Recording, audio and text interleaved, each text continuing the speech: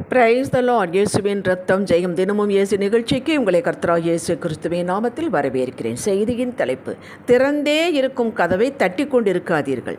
ஆதார வசனம் 1 சாமுவேல் 9ஆம் அதிகாரம் 24வது வசனம். அப்பொழுது சாமுவேல், இதோ இது உனக்கென்று வைக்கப்பட்டது, இது உனக்கு முன்பாக வைத்து சாப்பிடு. நான் ஜனங்களை விருந்துக்கு அழைத்தது முதல் இது வரைக்கும் இது உனக்காக வைக்கப்பட்டிருந்தது என்றார். தேவனை இரட்சகராக கொண்ட ஜனமே, இந்த வசனத்தினுடைய வரலாறு சுருக்கத்தை உங்களுக்கு சொல்கிறேன். சவுல் பென்யமீன் கோத்திரத்தான். அவங்க அப்பாவுடைய கழுதை காணாமல் போய்விட்டது. அவங்க அப்பா அவனையும் வேலைக்காரனை அனுப்பி போய் தேடிக்கொண்டு வாருங்கள். தேடிக்கொண்டே அந்த நாட்டை விட்டே கடந்து எல்லையை கடந்து வந்து விட்டார். இப்பொழுது ஐயோ, கழுதை கிடைக்கவில்லை.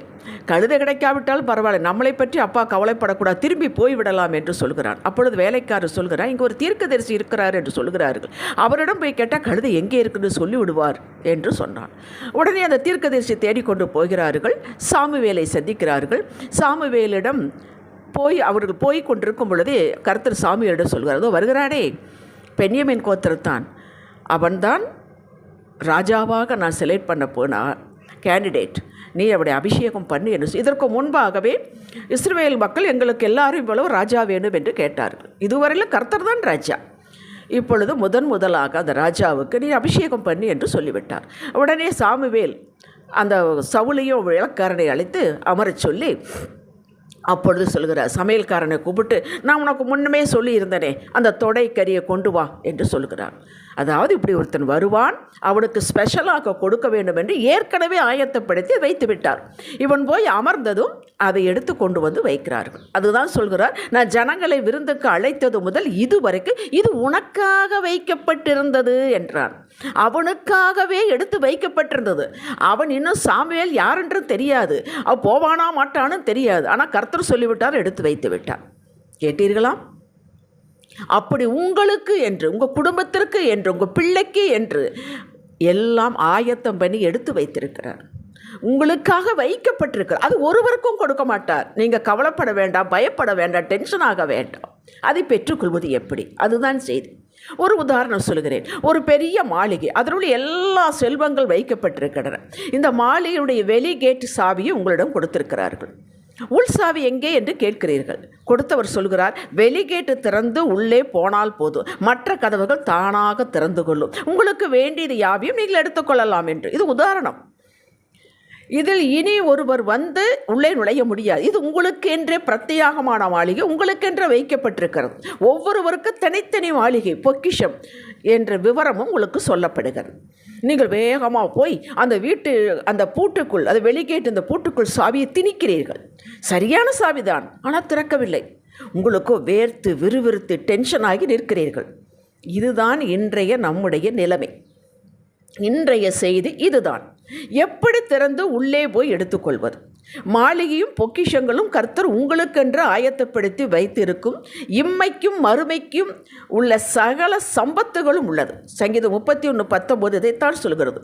உமக்கு பயந்தவர்களுக்கும் மனுபுத்திரருக்கும் முன்பாக உமக்கு பயப்படுகிறவர்களுக்கும், நம்புகிறவர்களுக்கும் பயப்படுகிறவர்களுக்கும் நீர் உண்டு பண்ணி வைத்திருக்கிற உம்முடைய நன்மை எவ்வளவு பெரிதாயிருக்கிறது என்று சொல்லி அந்த வசனத்தை எடுத்து பாருங்கள், ஆச்சரிய குறி போட்டிருக்கும்.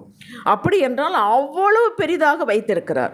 1 கொரிந்தியர் 2ஆம் அதிகாரம் 9-10 வாசித்து பாருங்கள். தேவன் தம்மில் அன்பு கூறுகிறவர்களுக்கு ஆயத்தம் பண்ணினவைகளை கண் காணவும் இல்லை, காது கேட்கவும் இல்லை, அவை மனுஷனுடைய இருதயத்தில் தோன்றவும் இல்லை. நமக்கோ தேவன் அவைகளை தமது ஆவியினால் வெளிப்படுத்தினார். கேட்டீர்களா? உங்களுக்கு என்று வைத்து ஆயத்தம் பண்ணி கர்த்தர் வைத்திருப்பது உங்களுக்கு காதில் கேட்கல, கண்ணில் நீங்கள் பார்க்கல. ஆனால் ஆவியானவர்கள் சொல்லி கொண்டிருக்கிறார். எப்படி சொல்லி கொண்டிருக்கிறார்? என்னதை செய், உனக்கென்று வைக்கப்பட்டது உன்னை தேடி வரும், அதுக்கு எடுத்துக்கொள்வாய் என்று. அது உங்களுக்கு தெரியும். வெளிகேட்டு திறப்பது என்பது தேவனுடன் நாம் சேர்வது. இது சந்தேகப்பட்டு கொண்டு தேடாவிட்டால், வேதத்தை முறையாக வாசிக்காவிட்டால், ஸ்தோத்திரபலி துதிபலி செலுத்தாவிட்டால், சபை ஆராதனைக்கு தவறாமல் போகாவிட்டால் நம்மை ஆசீர்வதிக்க மாட்டாரோ, தண்டித்து விடுவாரோ என்ற டென்ஷன், கிடைக்குமோ கிடைக்காதோ என்ற சந்தேகம். உங்களை இவைகள் ஏதும் இல்லாமல் என் தகப்பன் என்னை ரட்சித்து விட்டார், நான் தெய்வ குடும்பத்தில் சேர்ந்து விட்டேன். நான் உடன்படிக்கையின் பிள்ளையாகிவிட்டேன். அவருடைய சொந்த மக்களாகிவிட்டேன்.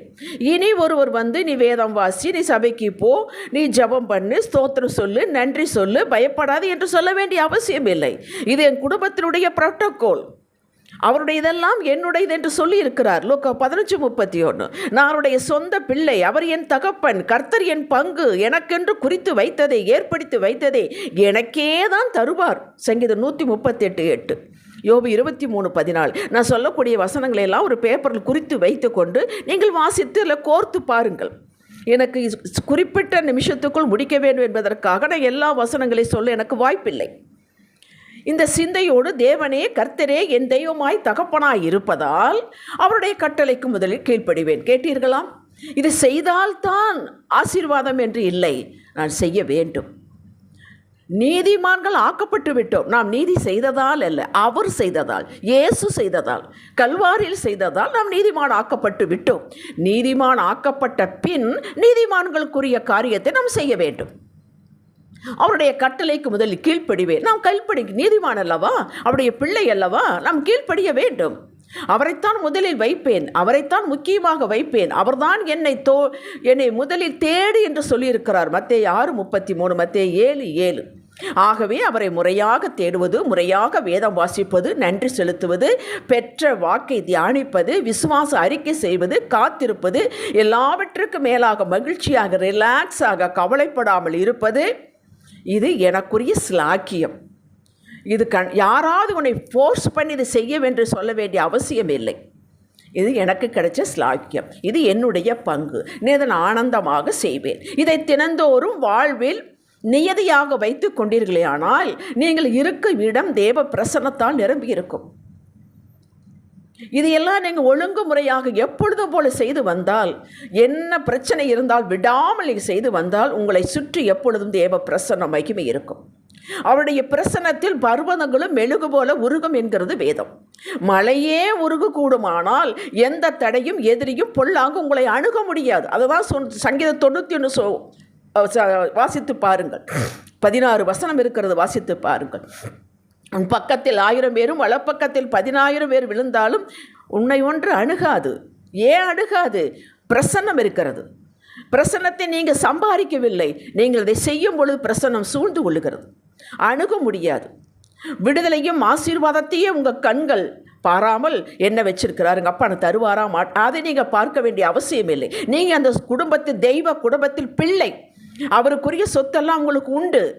கர்த்தருடைய பிரசன்னத்தையே வாஞ்சியுங்கள், அவருடைய அன்பை வாஞ்சியுங்கள். தயவு, காருண்யம், கிருபையையே சார்ந்திருங்கள். இதுதான் வெளிகேட்டு திறந்து உள்ளே பிரவேசிப்பது. இந்த ஒரே சாவி போதுமானது. மற்ற எல்லா கதவுகளும் திறந்தே இருக்கின்றன. வெளிப்படுத்தல் 3:8 சொல்கிறது, ஆண்டவரே சொல்லுகிறார், உன் கிரியைகளை அறிந்திருக்கிறேன். கிரியைகள் என்ன? நாம் அவரை தேடுவது, பொறுத்து கொள்வது, அமைதியாக இருப்பது, அவருக்கு என்னெல்லாம் பிடிக்குமோ அதை செய்வது. பலன் இல்லை, ஆனாலும் நாம் செய்கிறோம்.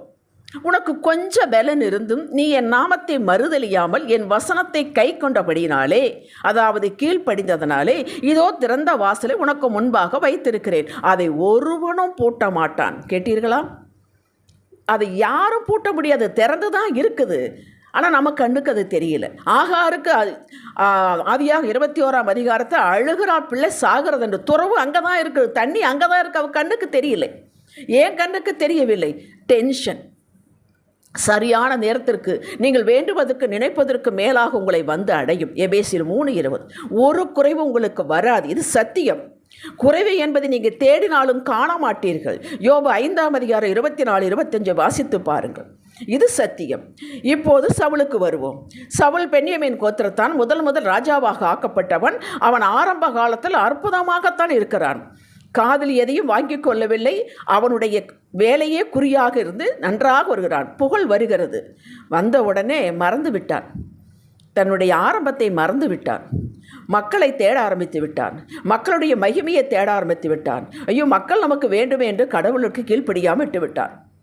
ஆண்டவர் சொன்னதுக்கு கீழ்ப்படியாமல் விட்டுவிட்டான். ராஜ்யபாரம், ஆவியானவர் விலகி போய்விட்டார். விலகி போனதே தெரியாமல் 25 வருஷம் ஆண்டதாக வரலாறு சொல்லுகிறது.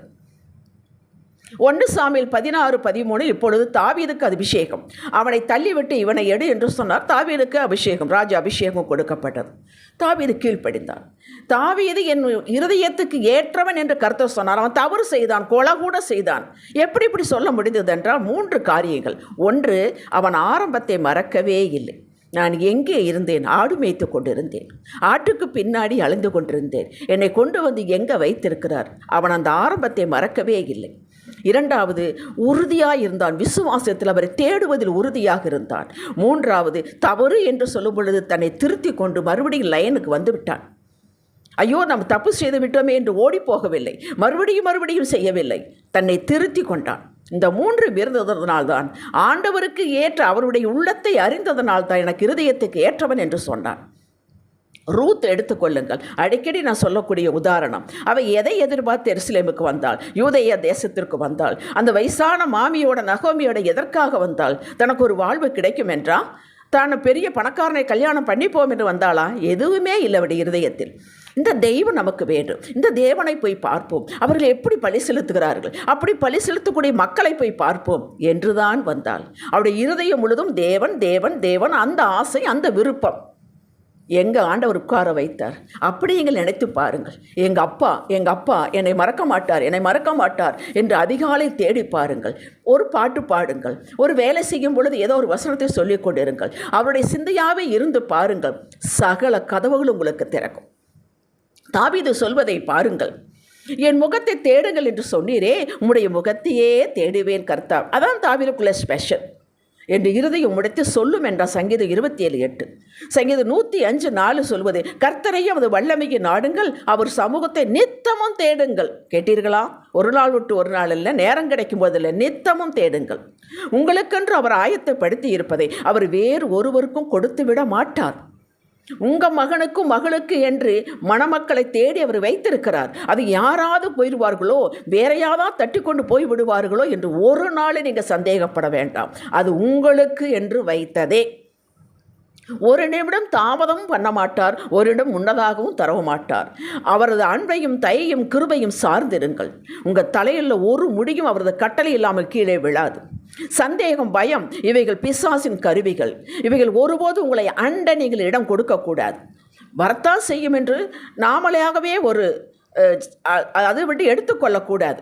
மனிதர்கள் இருந்தால் வரத்தான், அந்த மனிதர்கள் வெளியில் இருக்கிறவர்களுக்கு. நாம் தேவ மனிதர்கள் நமக்கு வரக்கூடாது, அண்ட விடக்கூடாது. தினமும் எத்தனை சாட்சியை நாம் பார்க்கிறது செய்திகள் மூலமாக. இவைகளெல்லாம் கர்த்தரையே அவரது பிரசன்னத்தை தேடினார்கள், நாடினார்கள், வெற்றி பெற்றார்கள். நீங்கள் தோற்று போக, ஏமாந்து போக வாய்ப்பே இல்லை. முற்றிலும் ஜெயம் கொடுக்கிற உங்கள் கரத்தை பிடித்திருக்கிறார். உங்களுக்கென்று ஆயத்தப்படுத்தியிருக்கிற நாற்காலில் உங்களை அமர் வைக்காமல் அவர் ஓயவே மாட்டார். தைரியமாக தெளிவாக அவரை தேடுவதிலும் அவரோடு இணைந்து கீழ்ப்பிடிந்து இருப்பதிலுமே கவனமாக இருங்கள். இது போதும், இதுவே உங்களது வெற்றிக்கு அடையாளம். ஜெபிக்கலாம். தகப்பனை உம்மை தேடுவதிலும் உம்மோடு இணைந்து நடப்பதிலும் மாத்திரம் மிகவும் கவனமாயிருப்பேன். மற்றவரை என்னை தேடி வரும் என்பதில் முழு நிச்சயமாயிருக்கிறேன். இப்படி நிதானமாக பொறுமையாக நடக்கும்போது கிருபை எனக்கு போதுமானது தகப்பனே. இயேசுவின் நாமத்தில் பிதாவே. இன்றைய சிந்தனைக்கு கர்த்தர் என்ன கொடுப்பார், எப்பொழுது கொடுப்பார், எவ்வளவு கொடுப்பார் என்பதல்ல என்னுடைய கவனம். இன்றைக்கு என்னை என்ன செய்ய சொல்லியிருக்கிறார், அதிலேயே நான் கவனமாக இருப்பேன். ஆமேன். ஹல்லேலூயா.